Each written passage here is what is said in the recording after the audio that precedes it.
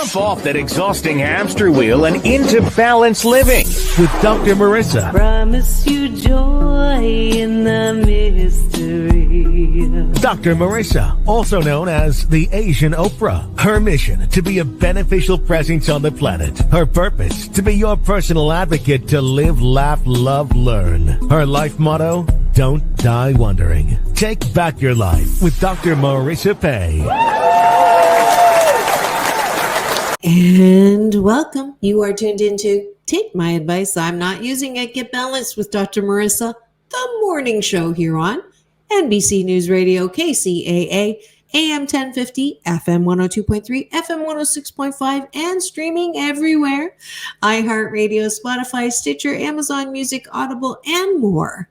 As well as my YouTube channel, where if you free subscribe, you will get an alert at 8 a.m. every morning when the new show drops as you are driving. If you're not driving, you can get it on YouTube. If you are driving, get it on my AM FM station. And why am I so hashtag positively opinionated?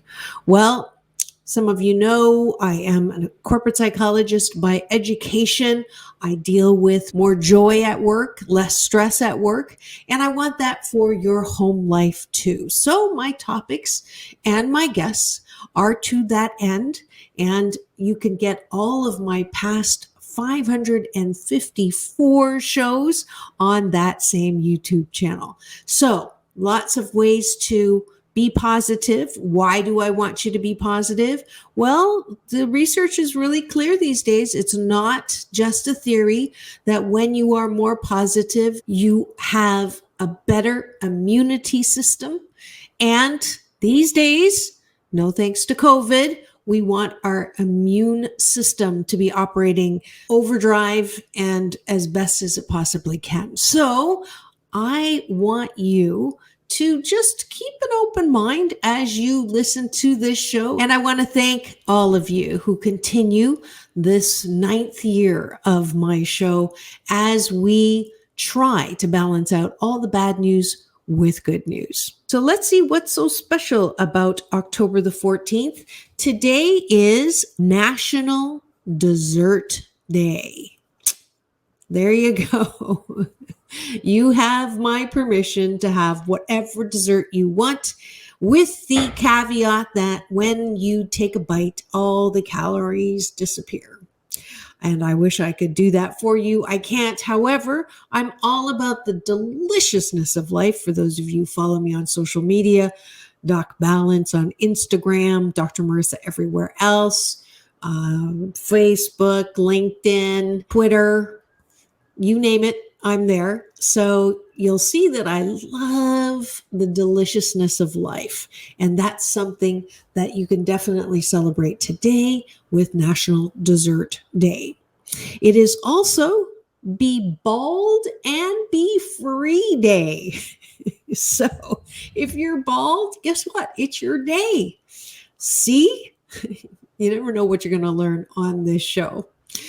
And I thought I would spend a California minute today for the Happy 88 tip, how to be happy right now, the question of the day, because things are, not getting any happier insofar as returning to quote unquote normal, which I don't know if you really want to go back to that normal. If you haven't watched my new short film, The New PPP Post-Pandemic Possibilities, please do. It's on my YouTube channel.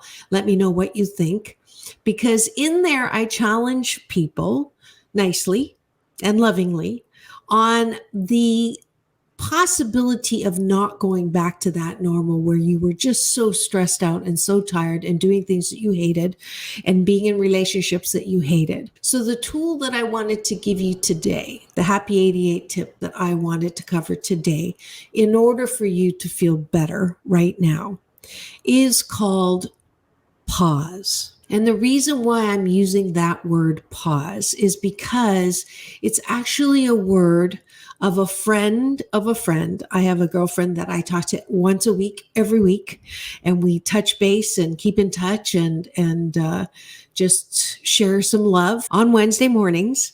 And she is going through a tough time right now with one of her friends who's dying of lung cancer. And she went through one set of treatments and then did not want to go through the second. And so she just got back from the doctor, and it's 30 to 60 days. And it's a difficult time. It's a sad time. At the same time, I know where she's going. She's going where my dad is, and that's eternal life and loving us from the other side. But the reality is it is sad, and she's not going to have the presence and the physical body that she has had. And so she actually told my girlfriend that she wanted engraved the word pause. And I thought that was so beautiful and so important to take a minute to sit with that, because I don't want us to go back to the crazy pace that we were at before COVID hit. I don't want us to, be like, is it Christmas already? And years just go by in a flash, and you're exhausted and you're running in a hamster wheel and you're not really enjoying what you're doing, and you're not happy, and you'll say, I'll be happy when, and when never comes because it's a moving target. I don't want that. And so when my friend told me that that's what she wanted engraved, pause, I thought, I got to talk about that on the show. Because right now, we have the ability to pause. We have the excuse to pause. And it's a habit. It's a muscle. If we were going 180 miles an hour before, and then we went to a screeching halt with COVID, and now we're trying to go back to normal and pick up where we stopped off, we're going to lose ourselves again. And I don't want that. So can we pause? And the other reason why I wanted to bring that up is it's been a rough week, more for the families who lost loved ones in the Seal Beach shooting massacre. I got to cover the event, and I'm going to play a couple of clips from that just as a way of honoring those that left. And I have a little video of a beautiful woman who actually was the only survivor of that. And, life is short, and we don't know when we're going to go. And we don't have the luxury of do-overs. So instead of racing back and school and schedules and that rush to get back to normal, let's just hold on, take a breath, pause, and enjoy. I know it takes me, I love to drive. I know it's a weird thing to say, especially in California, but I love to drive. And yet I can miss out on the love of driving. I can miss out on so many things because I'm on automatic when I'm driving, or I'm on automatic when I'm eating, or I'm on automatic when I'm talking to people, or I'm automatic when I'm doing something I do over and over and over again. And when I pause, I'm allowed to see things in a new way. I'm allowed to hear things and witness things and notice things. I saw a squirrel today because I wasn't so busy to get out of where I was. I see beautiful skies. I got to see commerce, the beauty of commerce down at the ports of Los Angeles. I was there to cover a story, and I'd never been down there. And I thought, this is so cool. There's so much coolness and beauty and wonder in life. So that's your Happy 88 tool for today. That's your challenge for the rest of the day. With my coaching clients, I tell them the top of the hour, just stop whatever you're doing for 18 seconds. Just stop and take a deep breath in through the nose and release. and just pause and look around. Grateful that you can see, grateful that you can hear, grateful that you can taste, grateful that you can touch. And then what can you celebrate? What can you appreciate? What is going well? What do you like about your life? Instead of talking incessantly about who you don't like and what you don't like doing. Just try it. See if that doesn't make you feel better today. All right, that is the answer to today's question of the day. How do I feel better right now? So using that word, pause. And we'll just finish this segment with the clips that I took at the Seal Beach Salon shooting 10-year anniversary. And as you watch them, just send out a breath of comfort and peace and healing to those who are still hurting from any tragedy, from anywhere, knowing that pain in life is mandatory, but suffering is optional.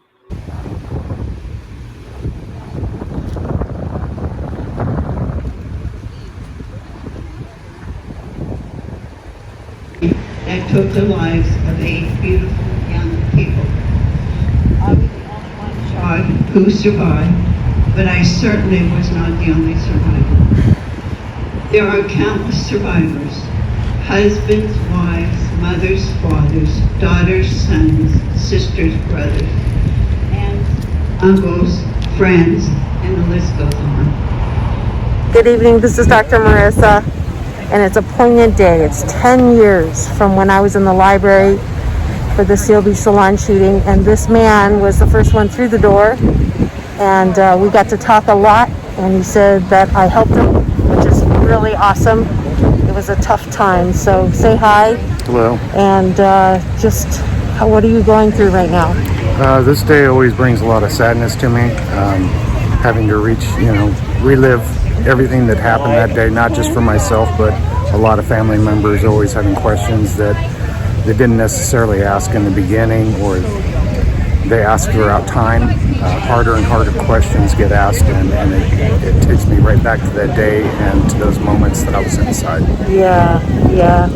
What is the worst thing that you remember?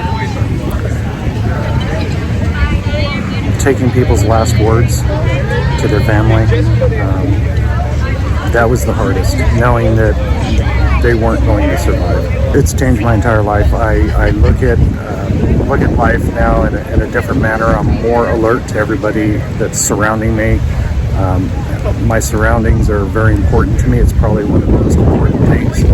Ensuring not only my safety, but like I did that day, the safety of others. Yeah. How many were already dead when you got to the scene? There was 5 dead at the time. 5 dead. And then you took the last words of how many? 3 people. 3 people. My heart goes out to you. I'm so glad that I bumped into you today. And just continued healing. And thank you so much for what you do. And you just continue to help people. And I love that. Peace in, peace out. World peace through inner peace. Dr. Marissa reporting live with what's right with people, even in tragedy. Our hearts get broken wide open for more love, more compassion, and more peace. It was a beautiful service, and I'm happy to tell you that I reconnected with a guy that I met in the library that day that I told you about yesterday, the story of how I ended up in the library with the families in the Seal Beach shooting. His name's Doug. He's going to come on the show and talk about what it was like for him. He was the first person through the door after the shooting, and was there he had a few words with the shooter and just ran by him and tried to resuscitate and help those who were still alive. Unfortunately, they all died except for the one, but they were able to speak to him before they died. And that burden and blessing that Doug has had, I'm so grateful. He said to me when I saw him after all these years that when I spoke to him in the library, that what I had said to him really helped. I'm going to get all teary. So he's agreed to come on and talk about that. But I would like all of us who remember, and most people do remember, it's the worst massacre in Orange County, with the shooting and with those who died. And Paul is also going to come back on and talk about his, I guess the legislator that I had him on before. He lost his wife, Christy, and his pain, he transmuted into doing something to make sure that this horrific event that was based on anger from a custody battle that led to just taking a gun and shooting and taking out people, that is not okay. And so he has spent much time and channeled his energy into trying to move that legislation to prohibit guns, or at least have a way to put an extra layer of protection before being able to have a gun license. So we're going to have him come and update as well. But I hope that you all know beyond a shadow of a doubt that when there is tragedy, our hearts break wide open for more love, more compassion, more caring, more peace. And that's the part I want you to focus on. Yes, it's horrible. And yes, it's sad. And no, the world is not going to hell in a handbasket. And yes, you can get angry, but if you stay angry, you're not going to get to the solution. So that's why I'm always trying to ask for us to move from that pain and anger to peace and solution. So that's my hope. And we'll be right back with more of Take My Advice, I'm Not Using It. Get Balanced with Dr. Marissa, the morning show here on KCAA, the station that leaves no listener behind.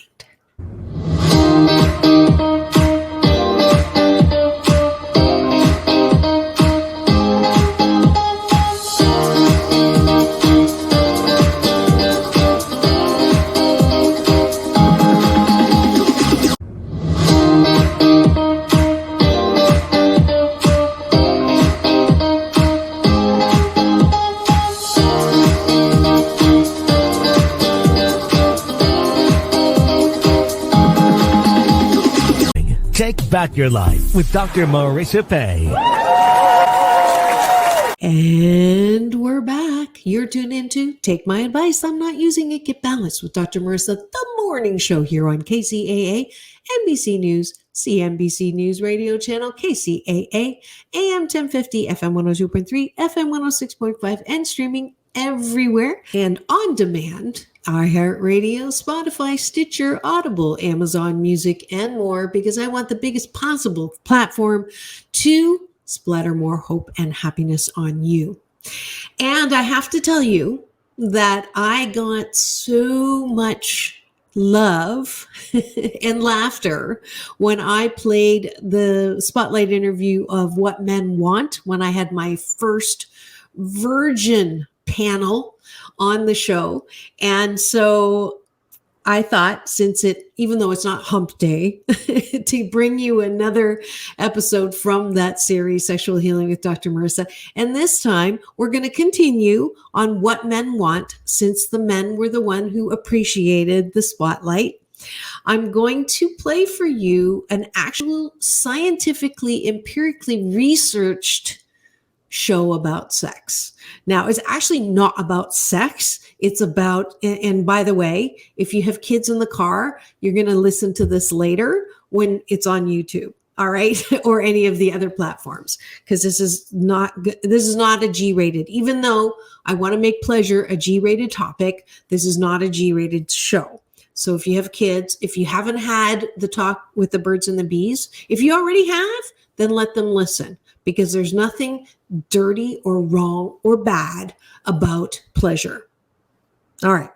So back to the show. I'm spotlighting my interview with a wonderful professor at University of Guelph. Her name is Dr. Robin Millhausen, and she was actually born in the same city as I was, and I found her on the internet, and she was just a wonderful expert for me in my series, Sexual Healing with Dr. Marissa.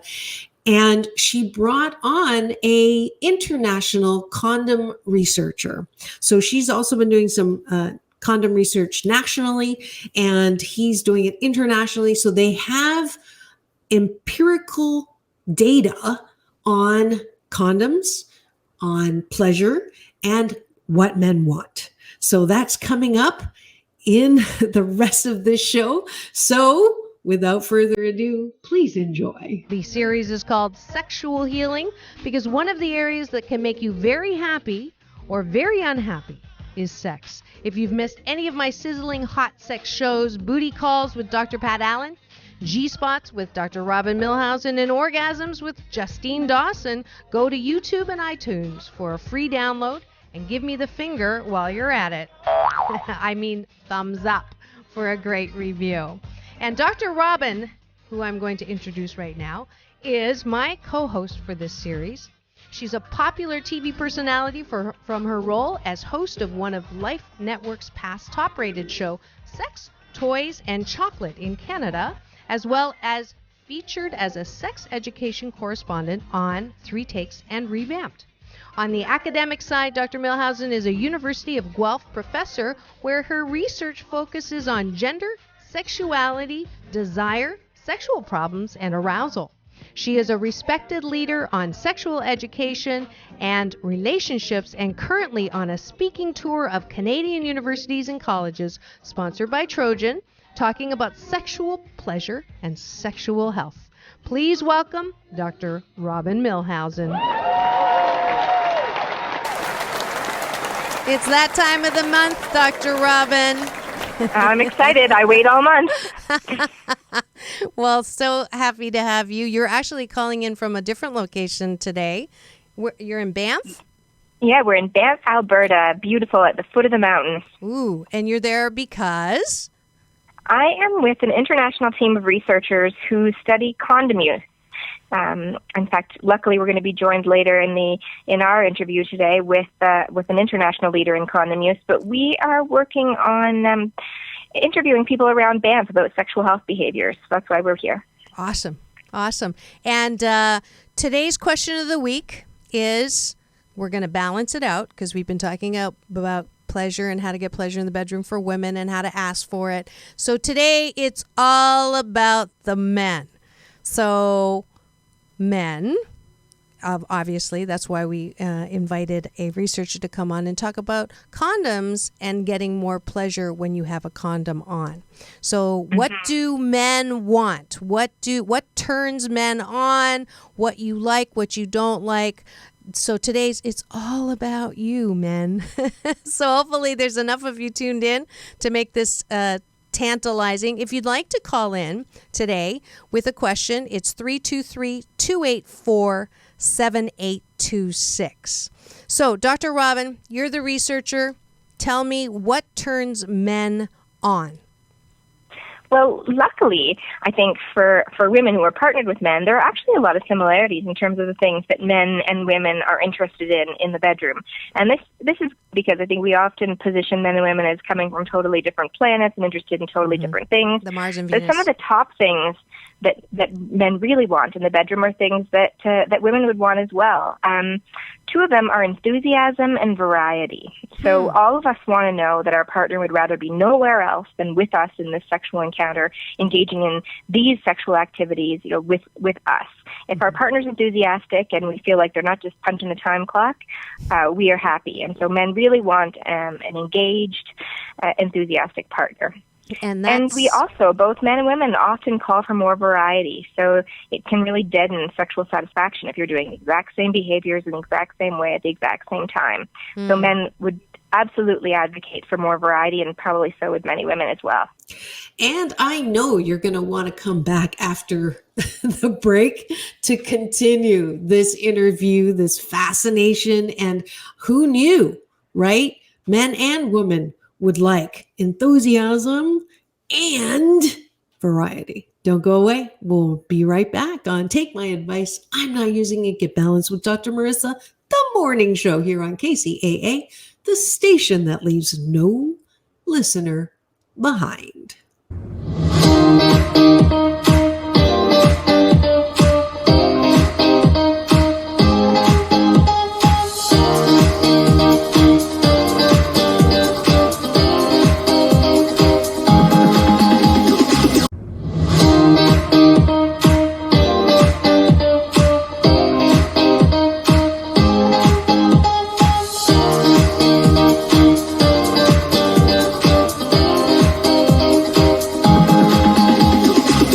Take back your life with Dr. Marissa Pay. And we're back. You're tuned into Take My Advice. I'm Not Using It. Get Balanced with Dr. Marissa, the morning show here on KCAA, NBC News Radio, AM 1050, FM 102.3, FM 106.5, and streaming everywhere. iHeartRadio, Spotify, Stitcher, Amazon Music, Audible, and more. Oh, and iTunes, the original one, because I want to splatter as much hope and happiness on you. And the show today is sponsored by a great organization that I've been part of for a number of years, and I wanted to give you a special invite. Those of you who are wondering, yes, film festival season is back on, and Newport Beach Film Festival is a place that I've gotten to interview, let's see, on the red carpet, Pierce Brosnan and his wife when they submitted Saving Paradise, a great documentary about the islands being poisoned, which is not so happy making, but there's solution in every problem, as well as the Chinese films. Like I've been able to introduce that for the last 4 or 5 years. Greg does a great job with the film festival, and there's parties galore. So here's the commercial. Please go register. And today's Asian Oprah giveaway, the first person to go to drmarissa.life and put in party with Dr. Marissa gets a free pair of tickets to the Chinese Spotlight Pacific Rim Gala, which includes both the movie and this amazing after party every year. It just keeps getting better. So that's the Newport Film Festival. Take a listen and we'll see you there. The 22nd annual Newport Beach Film Festival is back to in-person screenings. Orange County's largest entertainment event will run from October 21st to October 28th. This prestigious multicultural event attracts over 58,000 attendees and screens over 350 films in 7 days. Join Dr. Marissa, yours truly, on October 27th as the Asian Oprah will be on the red carpet to introduce the highly anticipated 3-time Academy Award nominated Chinese Spotlight film, 1 Second.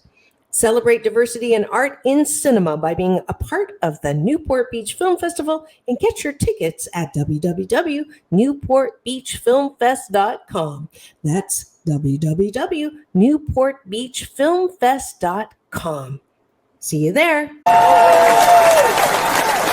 And now returning to today's Spotlight interview, my interview from Sexual Healing with Dr. Marissa, the series that I started because I am determined to make pleasure a G-rated topic, maybe even a G-spot rated topic. So here's the interview. Enjoy. So let's go back to enthusiasm for a second, because we've talked about how difficult it is in this day and age with all the schedules the way they are with women. I know I said this is about men today, but it is going to help the men if the women can not fake enthusiasm, but how can women be more enthusiastic? Or how does a woman get to the point where she wants, where she looks forward to it in the way that a man would like? I think that's where it's up to all of us to determine what kind of sex would really get us ready for sex. Like, what kind of sex gets our juices flowing? And women are responsible for thinking about, like, how can they generate that enthusiasm?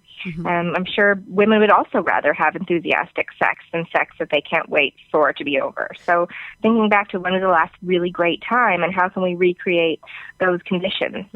I also think allowing yourself to be open to the possibility sex might be great, even if you don't really feel like it at this exact moment, because sometimes, we get really turned on, as soon as the sex has happened or as after sex has gone on for a little bit, we get more aroused and we can be very, very satisfied by a sexual encounter. So maybe our desire isn't through the roof when we start, but that doesn't mean we can't be enthusiastic about connecting with our partner in that way and feeling closer together and knowing we're going to have a better sleep that night and knowing our partner's going to be happier the next morning. If we think about different motivations for sex, not just ravenous desire, but all those other benefits to having sex, I think we can generate more enthusiasm, as well as creating great sex. Like, it's not surprising we don't want boring old sex, same old way we always have it. So let's try and figure out how we can make sex exciting, and then we'll be more enthusiastic about having it, all of us.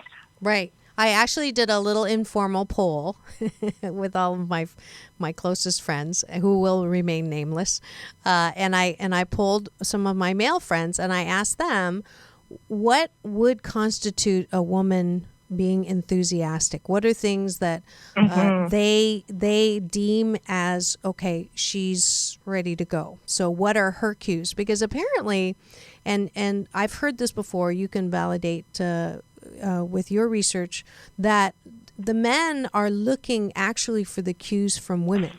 So here women are waiting for the man to make the first move or not wanting the man to make the first move. And men are actually waiting for that cue.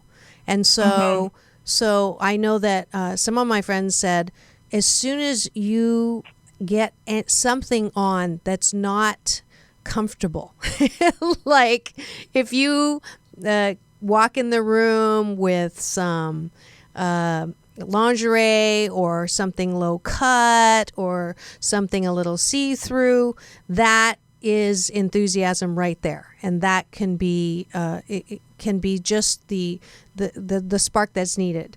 And so that's one thing. The other thing is just sheer adoration.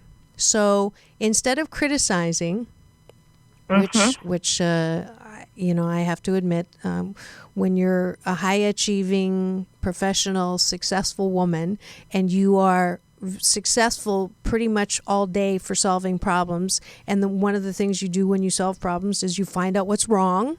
So if you come home with that mindset of looking for what is wrong that needs to be fixed, and you transfer that to, why didn't you do this? Why didn't you do that? Or why is this still not done? Or, there's no way that can be ever interpreted as enthusiasm to want to connect. So if you, I had a friend just say, if you adore the man, if you can just right out of the box say, you are fabulous, you are, I heard great things about you at work today, whatever it is, then that will also lead to the spark. And it looks like we might have a caller. So Dr. Robin, do you mind if we take this and see who's there? Sure, let's do it. All right. Oh, John. Welcome to Take My Advice, I'm Not Using It. You're talking to Dr. Marissa. Welcome to the show. Oh, hi there. This is Rick Crosby from the University of Kentucky. Oh, wonderful, Rick. We were expecting you just in a little bit, but that's okay. We will shift our schedule around. Thank you so much for coming on the show. Dr. Robin, could you do me the honors in introducing this very special guest we have today? Sure, absolutely. It's a real pleasure to welcome Rick to the show. Rick is a longtime colleague of mine and an internationally renowned condom researcher. He is a professor and chair of the Department of Health Behavior at the University of Kentucky and a member of our Kinsey Institute condom use research team. So this man knows, I think, more about condoms than anyone on the planet, and he can help us figure out ways to make using condoms more exciting for men. Well, thank you, Rick, for joining us. And I don't know if Dr. Robin prepared you. This is a show about sexual healing. And today's question of the week is, what do men want? And I wanted to focus, because we do a lot of focusing on the women. Obviously, both of us are women. And so she suggested that you come on, and I jumped at it because I think it's really important that I also balance out my focus on women to talk about men and how they can have more pleasure as well. And condoms is a very interesting area where I don't know about most of my listeners, but I know that when I think of condom, I think of diminished pleasure automatically. Like most of the men that I know would prefer, if you ask them, would you like to have sex with or without a condom? It would be pretty much hands down without a condom because of the Very sensitivity. common. Yes. So, but you are actually doing research to see how to increase pleasure with a condom. Is that correct? Yes, indeed. Great. Yeah, so I think there are many things that men want, and one of those we often overlook, and that is, like women, men need to let go in bed. They need to be able to focus on the sensation of sex, the feeling of the partner, the emotions. And so for many men, actually thousands and thousands, if not millions in the United States, there are fears that prevent that letting go. These fears deal with very real possibilities of becoming infected with very common sexually transmitted diseases. Chlamydia, very common. Gonorrhea, very common. HIV, not so common, but of course the fear can be overwhelming. And probably the most common in our country is herpes and genital warts, the viral infections. And men worry about these things. They may not express those fears. And, of course, pregnancy as well. And so one of the things we try to do with men in STD clinics where they've already been infected, treated, and for men that have a viral infection that cannot be treated, they're living with that temporarily, if it's HPV, genital warts, or if it's herpes, they're living with that for the rest of their lives. And so the fear exists in those men on two fronts. One, they're worried about getting something else. And two, they're worried about giving one of their infections, whether it's herpes or genital warts, to a partner. And men do worry about that. Again, they may not verbalize it. So one of the things we do is we talk about better sex with latex. Better sex with latex is all about letting men focus on sex instead of their fears. Whatever fears they may have can be dismissed. But as you pointed out, and you're so correct, men and women both often feel like taking the condom out of the drawer and putting it on is a mood killer. Wearing the condom is a mood killer. And really, so many people feel like this just destroys the whole idea of intimacy, trust, and so on. We try to look at condoms as sex toys. And really, the way they're being constructed today, there's no reason that can't be a reality. There's so many different new condoms coming out all the time. So you have sizes in terms of length, sizes in terms of girth. You have textures, colors, shape, super, super thin. And the best thing that men like most of all, beyond all these selections they can pick from, are the new lubricants on the market. Every day, again, we have new things to pick from. The most important, I think, right now is the silicone lubricants because they last for so long and they maintain that nice, slippery feeling without ever drying up. So these let both partners enjoy sex. So if we're talking about men having sex with women, both parties win here. Right. And so the other thing that's part of this better sex with latex is that sounds like a men commercial. may want to invite their partners to put the condom on. Ah, okay. And that might Very help important. the stimulation or the arousal. Well, not just that, but, you know, this is kind of, again, like playing in bed. These are toys. let women dress their men. Let women decide, oh, I really want to see what you look like in this one, or you would look awesome in this one, or wow, that one really makes you look big. So she can decide what she wants to put on him. Love it. And that can be a game in its own right. That can be a so there's like a sexual ritual. selection. Oh, let's try this one tonight. Interesting. It could absolutely be on your bucket list, right? Let's try an assortment of condoms, and that's the date. It's condom picking date. I think it's exactly right. I think that's a great idea. No reason you couldn't do that, and there's so many. You could have sex probably every night for a year and never use the same condom twice. Hopefully not. But so I have to ask you, Dr. Crosby, how the heck did you get into researching about condoms? Like, did you get your degree and go, I want to do research about condom? Take me back to sort of how you got interested in this. Oh, sure. Happy to. My first research when I was a doctoral student at Indiana University was with over 2,000 low-income women in the state of Missouri. And I really want to know why they did not always have sex that involved condoms. And I found primarily two reasons. The biggest was feeling. So often women reported they don't like the feeling of sex when a condom's being used.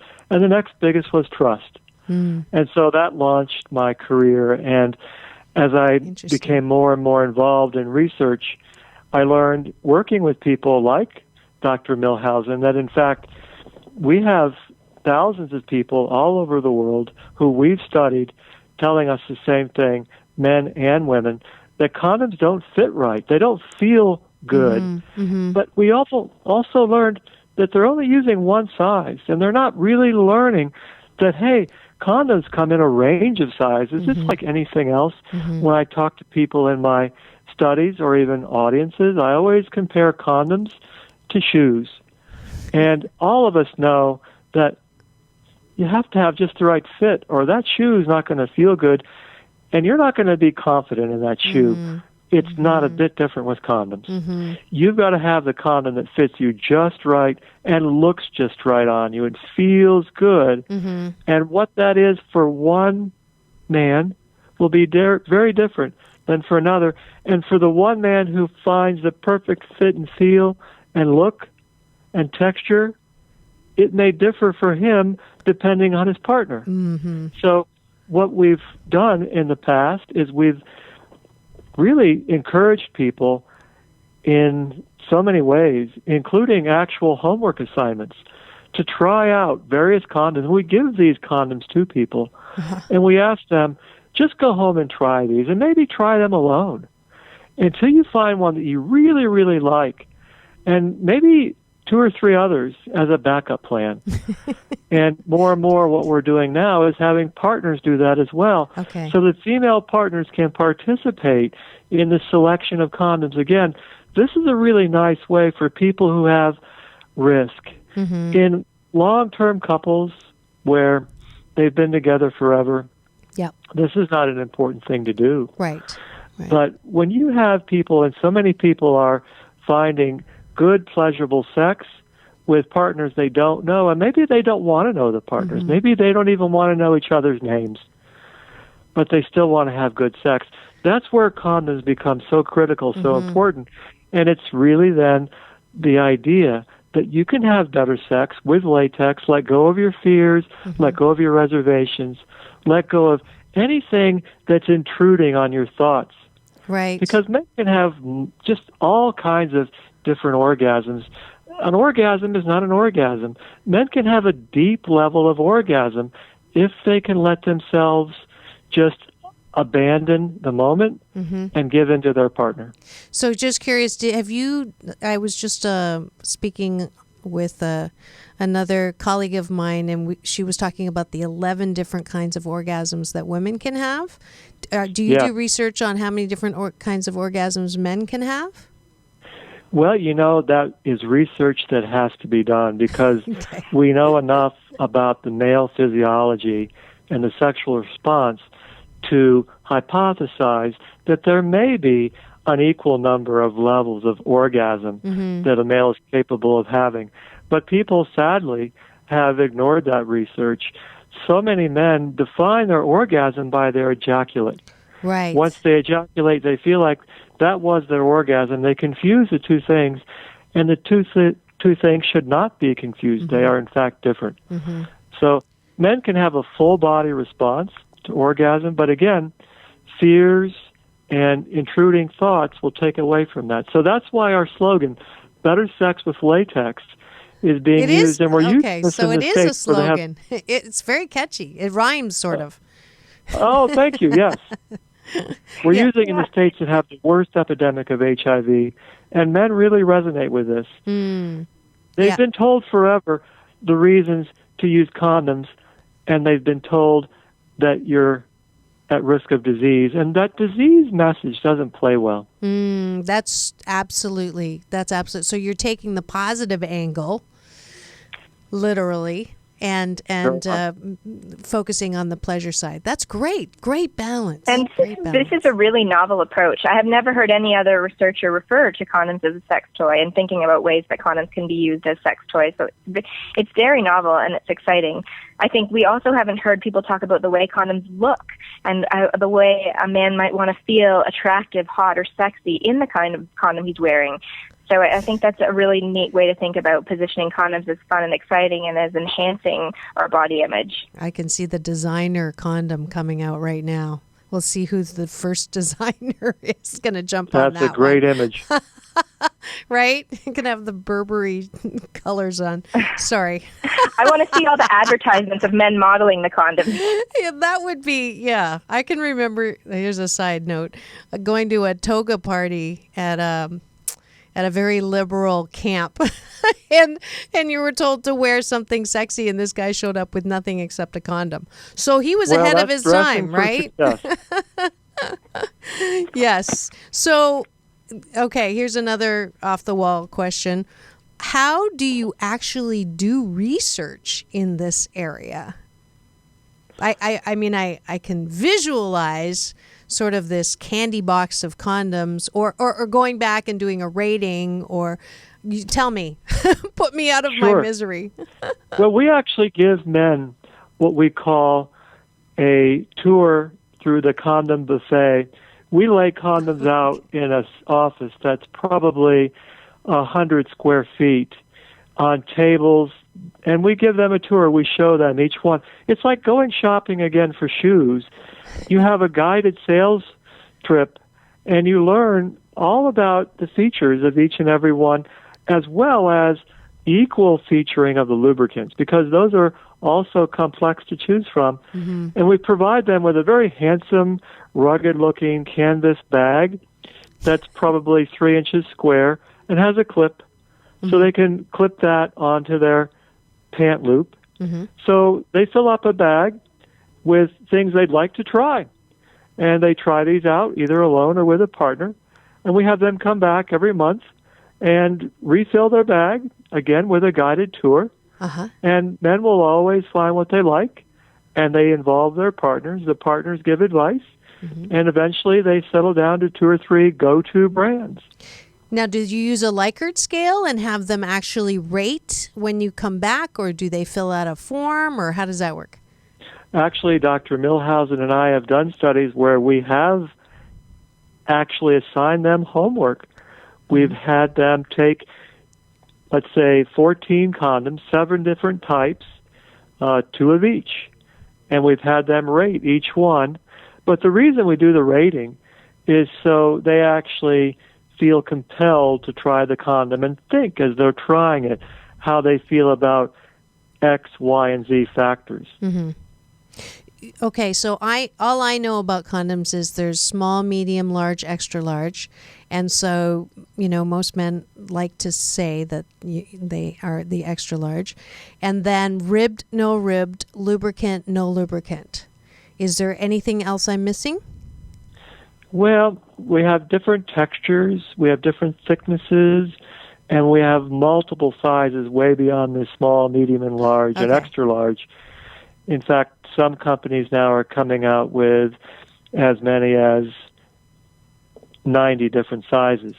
Wow. So, and of course, the size is a size. It's like, again, shopping for shoes or clothes. Every A time you medium- say that, Dr. Cosby, by the way, I think about someone getting a blister. It's just yes, indeed. so. And if you would like to hear more of that interview and more from Sexual Healing with Dr. Marissa, the entire playlist is on my YouTube channel. It's a free subscribe. And that's it for today's 555th episode of Take My Advice. I'm Not Using It, Get Balanced with Dr. Marissa, the morning show here on KCAA, the #1 talk news station in the Inland Empire and the #1 talk news show at 8 a.m. here with me, yours truly, Dr. Marissa, reporting live from her living room during the pandemic, reminding you that it's all about balance. Peace in, peace out. World peace through inner peace. And don't forget, have the best day ever.